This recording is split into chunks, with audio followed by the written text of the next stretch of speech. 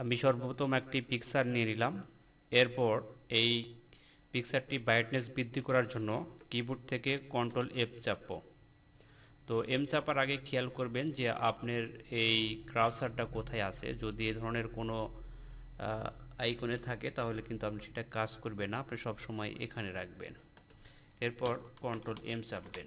Control M অনেক সময় আপনাদের কাজ করবে না, তখন আপনারা জাস্ট ইমেজে চলে যাবেন। কন্ট্রোল এম ধরেও আসবে শর্টকাটে, কিন্তু অনেক সময় দেখবেন যে আসতেছে না, তখন এই যে আপনার এই ইমেজে যাবেন, তারপর অ্যাডজাস্টমেন্টে যাবেন, যাওয়ার পর এখানে চলে আসবেন, দেখেন যে কন্ট্রোল এম দেওয়া আছে শর্টকাট, আর এখানে ক্লিক দিবেন, এই ধরনের ডায়লগ বক্স চলে আসবে। তো এখান থেকে আপনি হালকা একটু উপরে দিবেন, দেখেন ব্রাইটনেস বৃদ্ধি পেয়েছে, নিচ দিকে দিলে কালো হবে, তো আপনি উপরের দিকে দিবেন, খুব বেশি দিবেন না, যতটুকু দিবেন যেন আপনার ছবির সাথে সামঞ্জস্যপূর্ণ হয়। তো এরপর ওকে করে দিবেন। এরপর দেখেন আপনার ব্রাইটনেস আরও বৃদ্ধি করার জন্য কিবোর্ড থেকে কন্ট্রোল বি চাপবেন।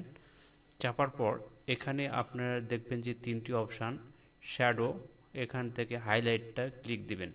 দেওয়ার পর এখান থেকে একটু হালকা একটু এদিকে আগে দিবেন, আর এটা এই পাশে একটু নিয়ে আসবেন, আর এটা এই পাশে নিয়ে আসবেন। দেখুন এখন ছবিটি কিন্তু অনেকটা ফ্রেশ, এবং মানুষের যে ফ্রেশ আইকনটা সেটি চলে আসছে।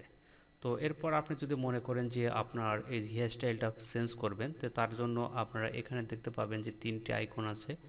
এটা হচ্ছে আপনার ফেসটা আরও সুন্দর করার জন্য 1 নম্বর ডগ টুল।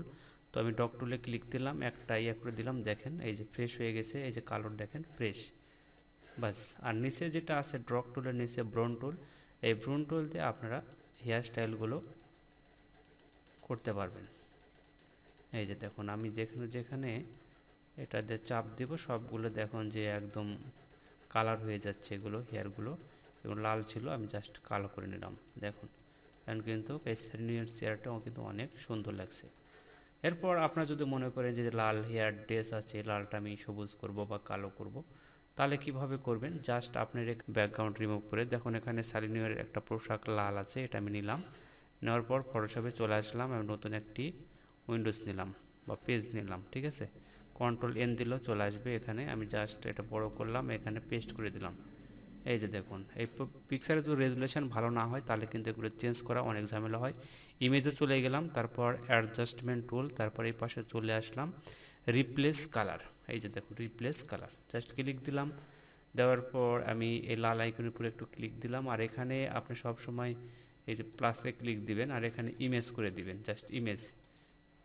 এই ইমেজের উপর আপনি একটা ক্লিক দিয়ে নেবেন, এই যে প্লাস চিহ্ন দিয়ে, তারপর এটা যখন এদিক ওদিক দেবেন, দেখেন এই যে কালারটি চেঞ্জ হয়ে গেছে একদম। এইভাবে আপনার পোশাকের কালার চেঞ্জ করতে পারবেন, ড্রেস বিভিন্ন কালার করতে পারবেন। তো আপনি এটা এদিক নিয়ে আসবেন, দেখেন এই যে। তো ভিউয়ার্স আজকের মতন এতটুকুই, পরবর্তী ভিডিওতে আপনাদের সাথে দেখা হবে।